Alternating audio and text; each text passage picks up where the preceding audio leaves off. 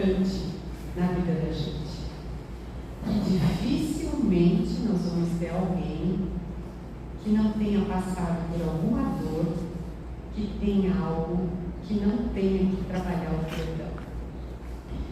E nós vamos na mesma toada que a Dalva já trouxe para nós na semana passada, onde o Evangelho falava do amor. Aqui, o perdão, o Evangelho tem um capítulo próprio para tratar dele, que é o capítulo 10. O capítulo 10. E nós vamos ver em todo o processo do Evangelho sempre o mesmo movimento. Nós não vamos encontrar no Evangelho, em nenhuma palavra de Jesus, uma colocação assim: se a sua mãe ficar uma pessoa melhor, a sua vida vai ser melhor. Se o seu filho obedecer mais, a sua vida vai ser melhor. Se o seu chefe te compreender melhor, a tua vida vai ser melhor. Não. Todo o Evangelho, toda a palavra de Jesus nos coloca à frente, nos coloca como protagonistas de todo o processo. E o Evangelho, quando ele trata do perdão, ele diz assim: se vosso irmão pecou contra vós, ou seja, alguém me ofendeu, ide acertar a falta em particular entre vós e ele. Se ele vos ouvir, tereis ganho o vosso irmão. Olha só, alguém me causa uma falta, o Evangelho diz: vai e acerta. Não fica esperando que alguém, que quem foi o causador da ofensa, venha até você. Por que ele fala isso? Porque a mudança de verdade só vai acontecer se ela for comigo. Se ela for com o outro, ela é bem importante, mas ela é do outro, ela não é minha. E dentro das ofensas que podem acontecer, muitas vezes o outro nem sabe que me ofendeu. Muitas vezes ele nem desconfia que eu estou magoada. Por isso que quem deve buscar o movimento? Quem está sofrendo por isso. Aí nós vamos ver um pouquinho mais para frente qual é a diferença da dor e do sofrimento. E ele segue então dizendo: então Pedro, se aproximando, lhe disse a Jesus: Senhor, quantas vezes perdoarei ao meu irmão quando pecar contra mim? Será 7 vezes? E Jesus lhe respondeu: não vos digo que apenas 7 vezes, e sim 70 vezes 7 vezes. O que Jesus quis dizer com isso? Que não existe limite para isso. Que não existe quantidade. Todas as vezes que eu me sentir ofendida, são tantas as vezes quantas eu devo exercitar o perdão. E ele segue, no item 5: reconciliai-vos o mais cedo possível com o vosso adversário, enquanto estiverdes com ele a caminho, para que não suceda que o vosso adversário vos entregue ao juiz, e que o juiz vos leve ao ministro da justiça, e que sejais mandado para a prisão.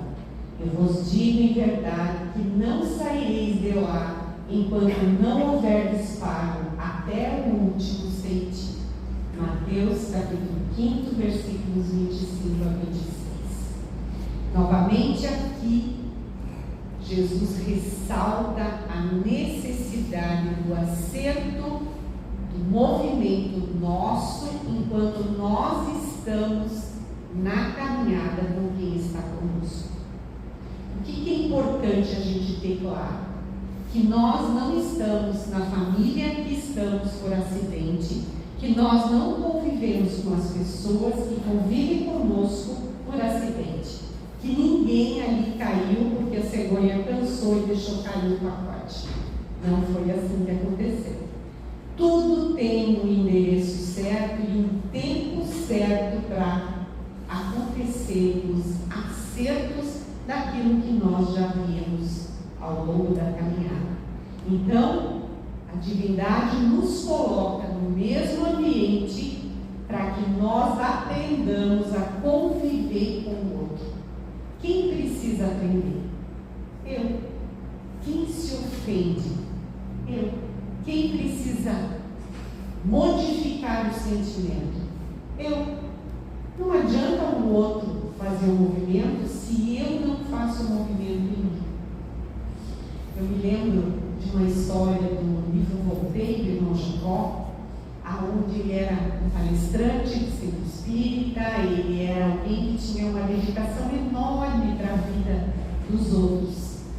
E ele desencarnou, estava numa das incursões, e aí ele percebeu que aqueles que se aproximavam dele tinham o corpo bem iluminado, assim, bem iluminado, e ele olhava para ele e via que ele estava tão opaco. Ele disse assim: por que os outros têm tanta luz e eu tenho esse corpo tão opaco? E aí o instrutor disse para ele: é porque você ensinou muito bem e os outros aproveitaram o que você ensinou, mas você não aproveitou o que você pregava, você aplicou fora de você. E todo o Evangelho, ele sempre vai nos colocar de protagonista. Por quê? Porque é aqui em nós o movimento. Sempre sou eu que preciso fazer o movimento. E nós vamos seguindo então. Reconciliais enquanto estáis a caminho. O que é importante a gente considerar nessa prática do estar a caminho? Estar a caminho é, mesmo estando em frequências vibratórias diferentes, o nosso corpo físico nos aterriza em determinado lugar. Então, ainda que os meus interesses, a minha forma de ver o mundo, as coisas que eu gosto, as músicas que eu escuto, são para a direita. E as pessoas que estão no meu ambiente são para a esquerda. Ainda assim, nós voltamos para o mesmo ambiente e continuamos a conviver, porque o nosso corpo físico nos aterriza ali. Então, ele nos dá a oportunidade da convivência, da troca e da reconciliação.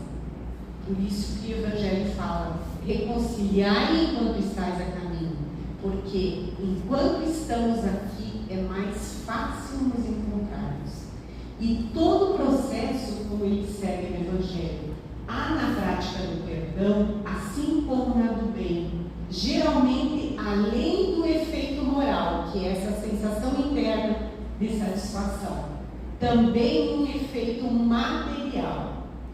Sabemos que a morte nos livra dos nossos inimigos, não nos livra dos nossos inimigos.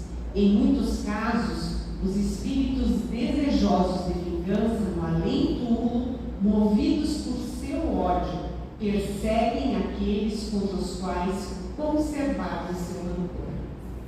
Ou seja, no momento em que a separação do corpo físico acontece, a mágoa, a dor, o rancor, a cobrança continua. Por quê?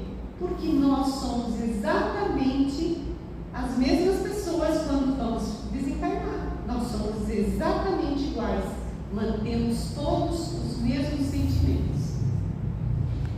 E eu me lembro quando nós começamos a atividade espírita, acontecia um atendimento com um médium que dava atendimento de cura. E veio uma senhora para ser atendida, tinha mais ou menos a minha idade, talvez menos, e ela estava quase sem visão, praticamente não enxergando mais. E aí o espírito que estava atendendo, ele olhou para ela e disse assim: tentou matar alguém? Não, imagina. É que eu ia matar alguém. Jamais. E aquele machado que você jogou? Ah, sim, aquele machado era na minha sogra. E o que aconteceu? Aonde o machado caiu, na perna dela, abriu uma ferida. Uma descarga de ódio que se somou à lesão física. E o que você disse para ela aquele dia? Não quero nunca mais te ver. E o que aconteceu? Se foi a visão. Por quê? Porque ela determinou. Isso é uma carga de ódio que eu pergunto para vocês: adianta agora curar a ferida ali? Adianta a pessoa que foi o motivo da desavença entre as duas melhorar? A visão dela volta? Todo o processo nosso é nosso. Por quê? Porque a dor é nossa. Isso é importante que a gente tenha muita clareza. Por isso o Evangelho, ele sempre nos traz como protagonistas. Vai e reconcilia. Ele não diz fica esperando que quem causou a mágoa, que às vezes nem sabe que causou a mágoa, resolva passar perto de você e pedir desculpa. E aí você vai pensar se você vai aceitar essa desculpa. Não. Isso pode levar de novo mais encarnações. Para depois, de novo, piorar a situação, precisar voltar de novo, cada vez mais próximo, para tentar a reconciliação. Quando nós fazemos a oração do Pai Nosso, que todos nós fazemos N vezes, o que nós dizemos? Pai, perdoai-nos assim como nós perdoamos os nossos ofensores. E a gente pensa nisso, a gente faz uma análise qual é o nosso comportamento para saber que é assim que a natureza vai nos acolher? Ou nós seguimos nessa posição de vítimas do mundo? Né? Então é importante a gente ficar muito atento. Quem é meu inimigo? Isso aqui é importante, eu trouxe essa gravura para que a gente perceba que só encontra para brigar, só tem inimigo quem está nessa frequência vibratória. Se nós ainda temos inimigos, é porque nós temos bastante para crescer e para melhorar. Nós todos estamos encarnados aqui e agora. Temos bastante. Então, quem me ofende? Vamos começar com coisas bem simples, porque existem situações que são situações bem graves, né? Mas o que nos pega normalmente no nosso dia a dia não são situações graves, né? Normalmente são melindres. São melindres, e o que é um melindre? É uma ofensa que acontece no momento em que eu estou frágil. Então, se eu levantei de mau humor, alguém não me deu bom dia, está mal comigo, também não converso mais com ela. Porque isso não é forma de conversar, já criou um climão ali. Isso é uma ofensa. É uma ofensa para quem? A pessoa nem viu que eu estava passando na rua para me dar bom dia, ela nem sabe que eu estava caminhando hoje de manhã, nem me viu e eu estou ofendida com ela. Então, quando a ofensa acontece? Quando eu me sinto ofendido. Normalmente, quando a pessoa aponta alguma coisa que de verdade dói aqui dentro. Uma verdade que ela coloca que eu não estou disposta a escutar. Daí eu vou cancelar a pessoa. Né? Então, se doeu, é meu. Se doeu, é meu. Isso é fato, gente. Isso é fato. Quem tem opinião diferente da minha? Olha só. Estou ofendida porque a pessoa falou uma coisa que é totalmente diferente do que eu falei e aceitaram a opinião dela. E aí, se aceitaram a opinião dela, quer dizer que a minha é pior que a dela. Não, quer dizer isso. Quer dizer que nós temos opiniões diferentes porque nós somos pessoas diferentes. Enxergamos o mundo diferente. E quando uma opinião é acolhida, é porque aquele grupo entendeu que aquela forma, nesse momento, pode ser mais interessante. Não quer dizer que a minha está errada, nem que a do outro está certa. Porque todas estão certas e todas estão erradas por determinado ângulo. Quem um dia me machucou? Olha só, quantas histórias nós temos. Quem aqui nunca teve uma ferida? Nunca teve uma ferida, nunca viu uma ferida, né? O que acontece com uma ferida? A ferida está cicatrizando e ela vai fazendo uma casquinha em volta. Aí você vai lá e cutuca, a ferida abre. Daí você dá um tempinho, dali a pouco você cutuca, a ferida abre. Ela cicatriza desse jeito? Não cicatriza. Cada vez que você conta a história, você sofre de novo aquela dor e você tira um pedacinho da casquinha e a ferida está aberta de novo. Só que assim, o que é mais interessante é que quando a gente vai contando um evento que doeu para a gente vai acostumando com esse evento. Daí a gente começa a dar uma incrementada, porque parece que ele também não é tão sério assim para eu ficar tão ofendida. Então eu vou dar uma incrementada. E daí eu dou uma incrementada, e daí eu repito tantas vezes essa incrementada, que já passa a fazer parte e ser verdade. E aquilo ali começa e continua reverberando. Então, olha para a situação fática. Vai lá para trás. Quando ela aconteceu, olha a idade que você tinha, olha a idade que a pessoa tinha, olha as circunstâncias em que aquilo aconteceu. E observa se isso cabe no hoje. Se vale a pena você continuar cozinhando essa situação no hoje, gastando toda essa energia. Frequências vibratórias. As pessoas cruzam o nosso caminho e o ensinamento. Quem encontra conosco, quem passa por nós, quem cruza pelo nosso caminho, é porque tem conosco sintonia. Tem uma máxima que diz assim: a média, você é a média das 6 pessoas que você mais convive. O que quer dizer isso? Se você está falando mal das pessoas que estão no teu meio, você é a média dessas pessoas. Mesmo se achando totalmente diferente, você é a média delas. Então, quando se fala em dor, quando se fala em necessidade de perdão, é importante que se olhe essas questões. Então, de fato, o que é uma ofensa? O convite que eu faço é que cada um busque aquilo que dói em si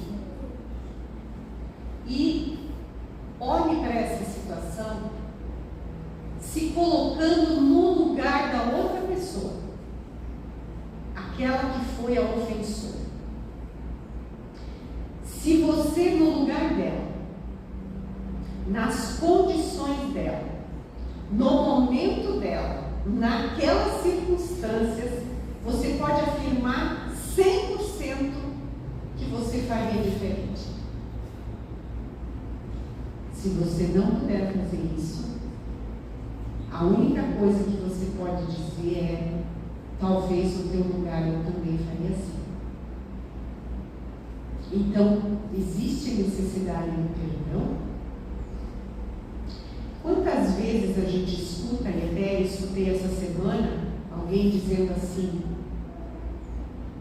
Porque a minha mãe não me quis. Ela não me quis e eu tenho muita raiva dela. Eu sofro muito por isso, porque a minha mãe, ela não me queria. A pessoa está com quase 50. Ou seja, olha a trajetória. Aí perguntei para ela: que idade tinha tua mãe mesmo naquela época? Ela tinha filhos? Sim, eu sou a terceira. Terceira. Os outros são muito próximos? Uma escadinha. Então, que idade a mãe tinha? 23. Então vamos lá. Vamos sair dos 50 que nós estamos agora e vamos lá nos 23. Tipo no lugar daquela mãe. Qual é o lugar daquela mãe que tinha 2 pequenininhos e se viu grávida? Ela devia dizer assim: nossa, que maravilha, mais um filho vindo, tudo que eu queria na vida. Era isso que ela devia dizer? Ou quando ela se viu naquela circunstância, ela entrou em pânico. Se você tivesse com 23 anos, com 2 crianças pequenininhas, vindo a terceira e não sabendo como dar conta da vida, o que você faria? Ela disse sim. Apesar de todas as circunstâncias, ela disse sim. E você está aqui, com 50 anos, cobrando ainda aquilo que aconteceu lá no teu início. Então, você com certeza faria diferente disso? Você acha que precisa perdoar alguma coisa ou precisa olhar para a sua vida e seguir em frente com aquilo que você recebeu? Quantas vezes nós ficamos com a nossa história de vida presa em alguma coisa do passado que realmente está no passado, que nós não vamos mudar porque ela está no passado, mas a forma como nós vamos olhar vai fazer toda a diferença para a nossa vida e para a vida do mundo, não é? Então, qual é a diferença entre dor e sofrimento? A dor é um fato. O fato é o machucado. Ele dói. O sofrimento é o cultivo esse alongamento dessa dor. Aquilo que aconteceu há 50 anos atrás e que eu continuo cozinhando até hoje. Esse é o sofrimento. Então, nós podemos largar o sofrimento e olhar para a dor como um fato. Aconteceu, isso realmente aconteceu, foi verdade. Ok, e o que eu faço com isso agora? Eu deixo lá no passado e eu vou olhar para a minha vida hoje o que eu posso fazer diferente. E se me dói, eu vou lá procurar a pessoa para expressar para ela o sentimento que eu tive, porque isso está me fazendo falta. E essa reconciliação, porque o Evangelho fala, se ela te ouvir, você vai ter ganho um amigo. Se ela não ouvir, ou não estiver mais na caminhada, perdeu sua oportunidade. Então você pode afirmar, sem sombra de dúvida, né, que é no lugar do ofensor, na realidade dele, você faria diferente. Então, quem é o grande beneficiário do perdão? Sempre vou ser eu sou o grande beneficiário, porque é aqui que vai eliminar o sofrimento, é aqui que isso vai ficar mais leve, e é aqui que eu vou ficar mais atenta com as coisas, para que eu não faça aquilo que doeu para mim, para o próximo.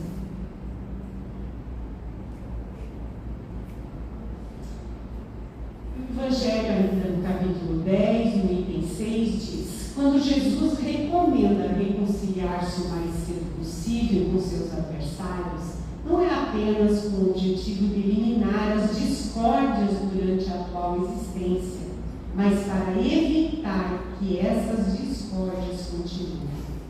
Enquanto não nos perdoarmos uns aos outros, estaremos presos em cadeias de ódio e rancor, das quais só nos libertaremos quando estiver satisfeita completamente a justiça de Deus.